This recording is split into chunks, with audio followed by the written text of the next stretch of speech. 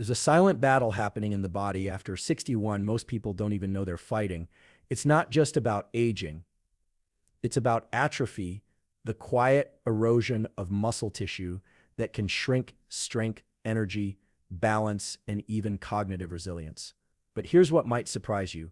Some of the foods people eat every day, foods often considered harmless or even healthy, are accelerating that muscle breakdown, and not in loud, dramatic ways, in subtle, cellular ways. We tend to think of muscle loss as an inevitable part of aging, but that's not entirely true.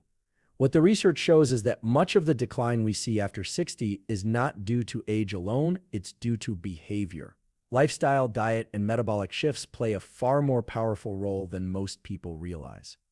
This matters, not just because muscle keeps you strong, but because it's deeply connected to brain health, metabolic function, emotional regulation, and even independence later in life. Muscle is protective tissue. It's the body's armor, its energy reservoir, and its biological ally in staying focused, mobile, and mentally sharp. In this episode, we're diving into 3 foods that silently sabotage muscle after 60, plus 6 science-backed shifts that can protect and even rebuild lean tissue as we age. We'll explore what's happening in your muscles and in your brain when these foods show up on your plate, and I'll give you practical, clear tools you can start using today. If you've ever felt like you're doing all the right things but still losing strength or stamina, this one might change the way you see your plate. Chronic inflammation from refined oils. Let's start with one of the most overlooked and most common enemies of muscle after 60: refined seed oils. We're talking about oils like soybean, corn, canola, sunflower, and safflower oil, often marketed as heart healthy, but playing a very different role once they hit your bloodstream. Here sips what the research shows. A 2020 review in Nutrients found that diets high in omega-6 fatty acids from processed seed oils can lead to a chronic, low-grade inflammatory state in the body. That inflammation doesn't come with obvious symptoms. It's subtle, but powerful. So what does that have to do with muscle? When your body is in a chronically inflamed state, it triggers a cascade of stress signals at the cellular level. One of the key consequences is a decrease in muscle protein synthesis, your body's ability to repair and build muscle tissue. Over time, even if you're eating enough protein or staying active, your body becomes less efficient at using those nutrients where they're needed most in your muscle fibers. Think of it like this. Trying to build muscle in an inflamed body is like trying to build a house during a storm. You've got the bricks, you've got the workers, but the wind and rain are constantly tearing things down as you go. The danger here is that refined seed oils are in everything: dressings, sauces, healthy snacks, even many protein bars. Most people consume them every single day without realizing it. And the problem gets worse with age. After 60, our muscles already face what researchers call anabolic resistance, a natural decrease in the muscle's ability to grow in response to nutrients. Add inflammation to the mix, and you've got a recipe for accelerated loss. So what sips the tool? A simple tool to apply is this. Start reducing your intake of high omega-6 refined seed oils by replacing them with extra virgin olive oil, avocado oil, or cold-pressed walnut oil, all of which are rich in anti-inflammatory compounds and more stable under heat. Also, scan ingredient labels. If you see soybean, corn, or vegetable oil blend, that's a red flag. Within just a few weeks of cutting back, studies show that markers of inflammation can begin to drop, setting the stage for your muscles to operate in a more anabolic, growth-friendly environment. Here's a question to reflect on. When you look at your daily meals, where might refined oils be sneaking in? The salad dressing? That bag of trail mix? Awareness is the first lever for change. Next, we'll look at a surprising way blood sugar, even without diabetes, can silently shrink muscle mass. And if this insight is helping you, consider subscribing. There's a lot more science-backed content coming your way. Blood sugar spikes from ultra-processed carbs. You don't need to be diabetic for blood sugar to impact your muscle health. In fact, some of the most destructive changes in the body happen long before blood glucose levels hit clinical thresholds. Here's what sips happening. When you eat ultra-processed carbohydrates, think pastries, white bread, sugary cereals, or even low-fat snack bars, your blood sugar spikes rapidly. That sudden rise leads to an insulin surge. Over time, repeated spikes cause your cells to become less sensitive to insulin, a condition called insulin resistance. Why does this matter for muscle? Insulin isn't just a blood sugar hormone. It's also one of the most powerful anabolic hormones in your body, meaning it plays a critical role in muscle growth and repair. When insulin resistance sets in, your muscles become less responsive to that growth signal. The door between the bloodstream and your muscle fibers begins to close, and there sits more. High blood sugar levels create a process called glycation, where sugar molecules stick to proteins, including muscle proteins, damaging their structure and making them less functional. A 2019 study in the Journal of Cachexia, Sarcopenia, and Muscle showed that older adults with poor glycemic control had significantly lower muscle mass and strength, independent of their physical activity level. Here's an analogy. Imagine your muscles are like a sponge designed to soak up nutrients. When insulin works properly, it opens the sponge so that amino acids and glucose can enter and support repair. But with constant sugar overload, the sponge starts to harden. No matter how much water and nutrients you pour on it, very little gets in. A simple tool to apply here is flatten the curve. Your goal isn't to eliminate all carbs, it's to moderate the spikes. Here's how: start meals with fiber or protein. A few bites of veggies or a boiled egg before your main dish can slow glucose absorption. Avoid eating refined carbs on an empty stomach. Pair them with fat, protein, or fiber to reduce the sugar surge. Cut out naked carbs. That's things like crackers, pretzels, or sugary drinks with no protein or fat alongside. Even modest changes here, like swapping a sugary snack for Greek yogurt with chia seeds, can dramatically improve your glucose control, helping your muscles respond more efficiently to nutrients. And here sits the empowering part. Glucose variability can be improved within days. You're not stuck with poor insulin sensitivity. Your body adapts quickly when given the right inputs. Quick question: what's one ultra-processed carb you could replace this week with a more stable whole food option? Not all carbs are the enemy, but blood sugar volatility is, and managing it is a major lever for muscle preservation. If you're finding value in this breakdown, go ahead and hit that like button. It helps more people find this kind of science-backed content, and it supports the mission of making optimal health accessible to everyone. Next, we're going to unpack something people rarely connect to muscle loss: artificial sweeteners and the gut-brain muscle connection. What's happening in your microbiome may be affecting your muscle repair more than you think. Hidden muscle woesters, artificial sweeteners, and gut-brain disruption. When people try to eat healthier after 60, one of the first things they often cut is sugar. That's a good move. But what many replace it with can be just as problematic: artificial sweeteners. Think sucralose, aspartame, saccharin, or even certain natural sweeteners like high-intensity stevia extracts. Here's the issue: while these compounds may be calorie-free, they are not metabolically neutral. In fact, several studies, including one in cell metabolism, have shown that artificial sweeteners can disrupt the delicate ecosystem of your gut microbiome within just 2 weeks of regular use.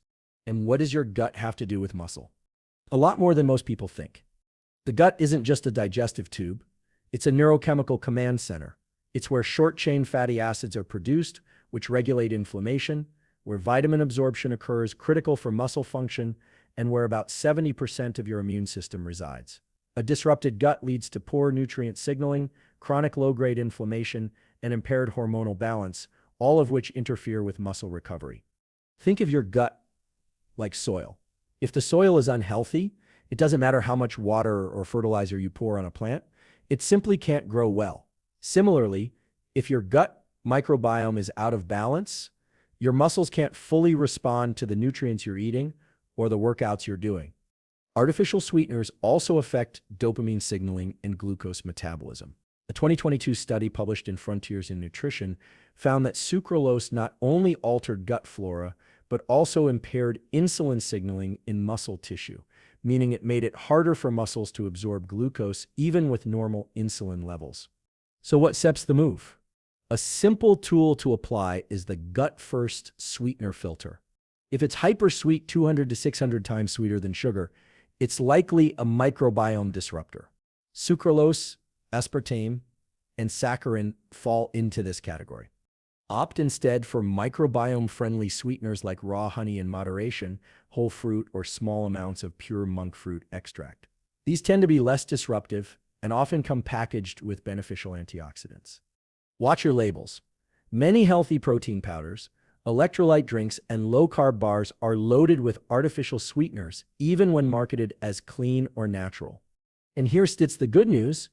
Once you remove the hypersweet inputs, your taste buds begin to recalibrate, usually within a week or two. You'll start to appreciate more subtle flavors, which naturally leads to fewer cravings and better metabolic regulation. A quick self-check. How many artificially sweetened items are you consuming each day without realizing it? Even just one or two can be enough to start shifting the gut ecosystem and in turn impact your muscle strength over time. Next, we'll go even deeper into one of the most crucial and fixable reasons people lose muscle after 60 anabolic resistance. What it is, why it happens, and how to flip the switch back to growth mode using nothing more than food timing and smart protein choices. Anabolic resistance after 60, and how to reverse it. One of the most misunderstood challenges in aging is something called anabolic resistance, a gradual decline in your muscle's ability to respond to protein and build new tissue. Now that might sound complex, but here is SIPS what it really means. When you're in your 20s or 30s, a moderate amount of protein, say from a chicken breast or a couple of eggs, triggers a strong growth response in your muscles.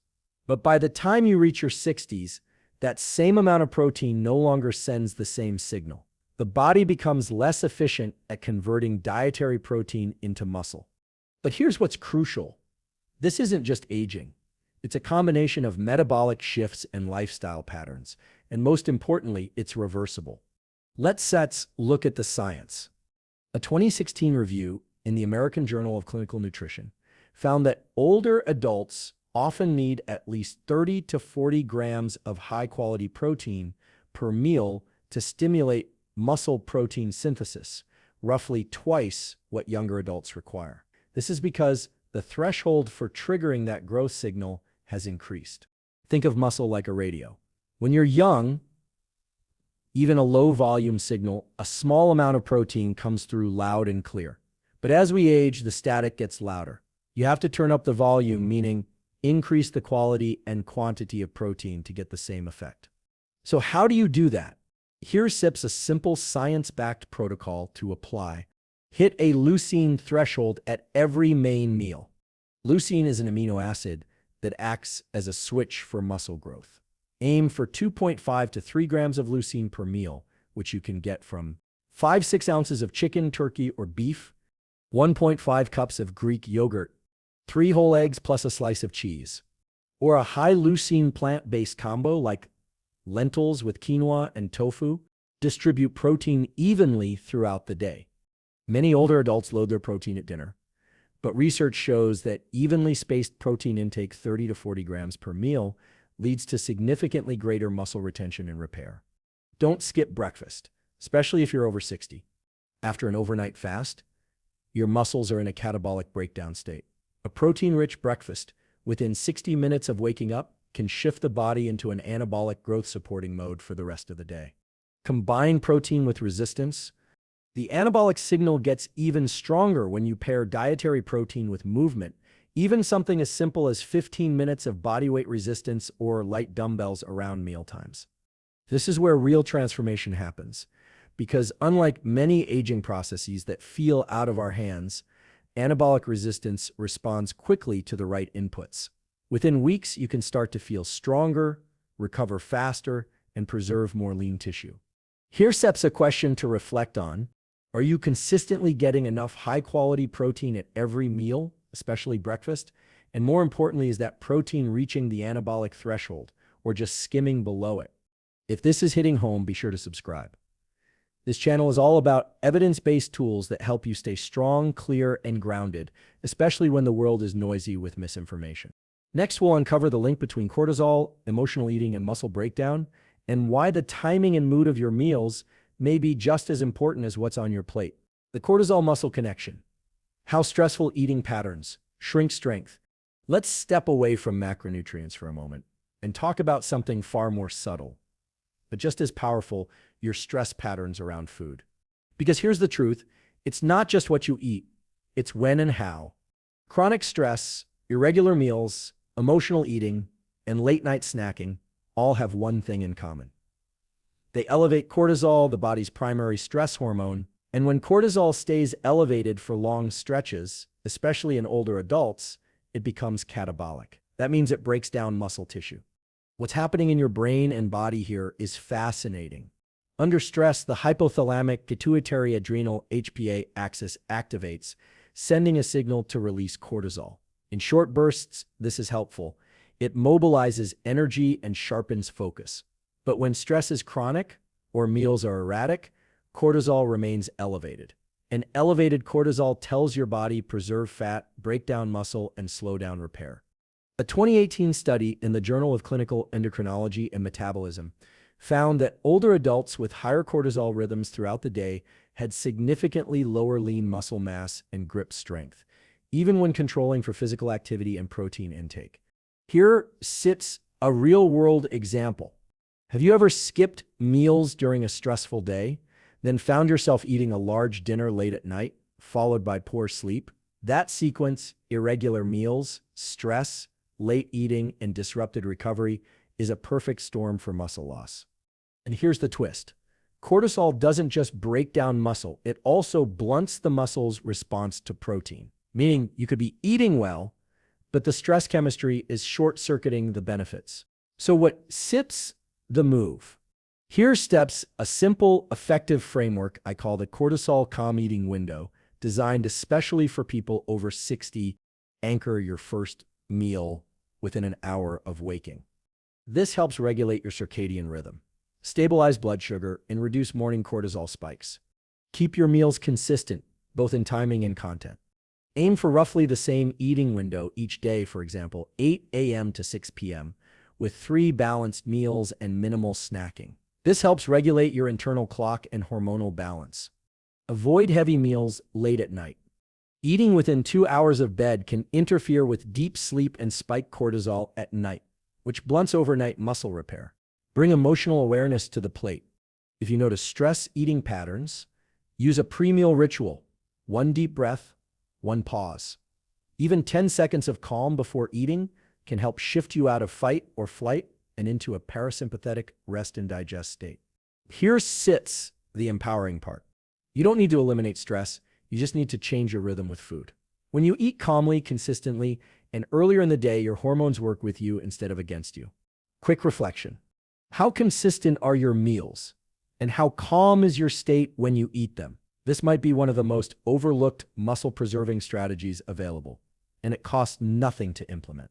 Next, we'll close this loop with a practical daily protocol that brings all of these insights together. A structure you can follow starting tomorrow to support strength, energy, and clarity long-term. A daily muscle protective protocol. You can start now. At this point, we've covered the silent muscle westers, inflammatory oils, blood sugar spikes, artificial sweeteners, anabolic resistance, and cortisol-driven eating patterns. Now it's time to integrate everything into one simple, sustainable protocol, something you can follow daily to preserve, protect, and even rebuild lean muscle after 60. This isn't about perfection. It's about consistent inputs that send the right signals to your body and brain. Let's call this the MASS protocol, short for muscle activation with stable signals. It's built on 4 daily pillars, each backed by strong research. Meal timing: front-load your nutrition. Start your day with protein within 60 minutes of waking. This supports circadian hormone rhythms, lowers morning cortisol, and puts your body into an anabolic state early. Example: a high-protein breakfast, like eggs with sautéed greens and a scoop of collagen in your coffee or tea. Research from Chronobiology International shows that protein consumed earlier in the day has a stronger anabolic effect than the same meal eaten at night. 2. Anti-inflammatory fats. Ditch the seed oils. Replace processed oils with muscle-supportive fats. Use extra virgin olive oil, avocado, raw nuts, and omega-3 rich fish like sardines or salmon.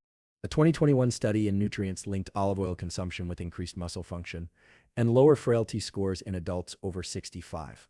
Strength meals. Hit your leucine threshold 3x day.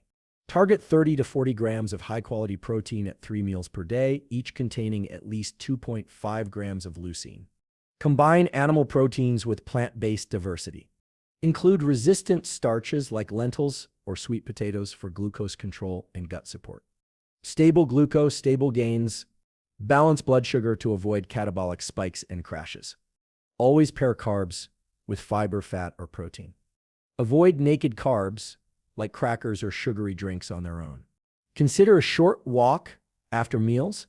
Studies show just 10 minutes of post-meal walking can significantly lower blood sugar, boosting insulin sensitivity and nutrient uptake in muscles.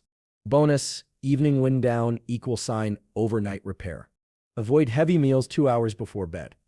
Use this time for calm, dim lights, deep breathing, and light movement, like stretching or foam rolling to shift your body into parasympathetic mode.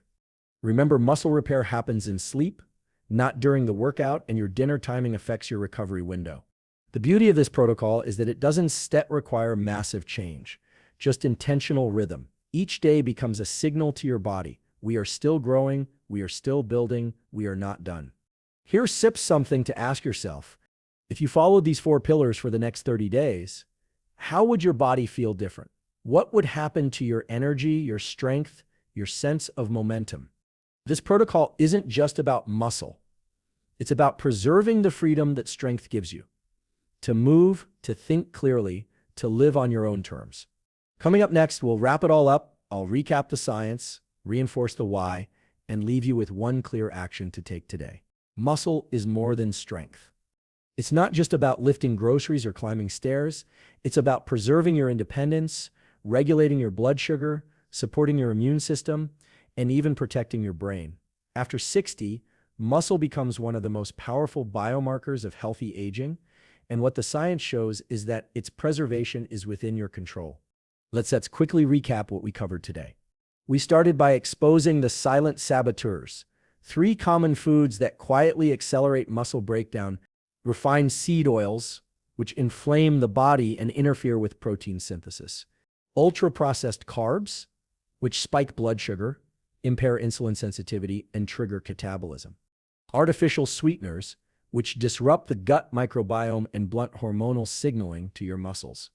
Then we explored the deeper physiology, anabolic resistance after 60, and how eating enough high-leucine protein at each meal can flip the switch back to growth; the cortisol-muscle connection, and how meal timing, stress regulation, and emotional awareness around food all play a vital role.